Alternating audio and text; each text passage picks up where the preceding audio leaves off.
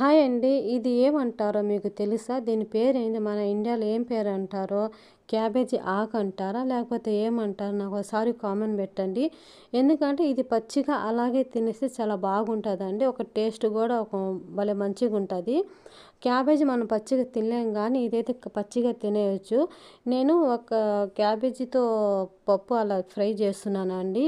ఫ్రైతో దీంతో ఎలా తింటాననేది ఒక వీడియో పెడతాను. ఈ వీడియో కింద పెడతాను చూసేయండి. కానీ మనం రొట్టెలతో ఏవైనా పప్పు ఏదో అలా నంచుకొని తింటామండి. కానీ ఇదేంటంటే ఇది రొట్టెలాగా తినొచ్చండి.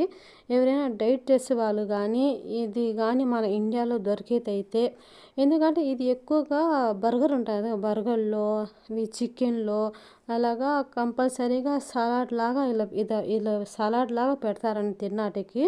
మీరు చూసారో లేదో గానీ ఇక్కడ గల్ఫ్ కంట్రీ చాలా ఎక్కువ. చాలా టేస్ట్ కూడా అలాగే పచ్చిగా తినేస్తే టేస్ట్ కూడా చాలా బాగుంటుంది. ఈ వీడియో కింద పెడుతున్నాను చూడండి. క్యాబేజ్ పప్పు చేశాను. దీంతో తింటానండి నేను.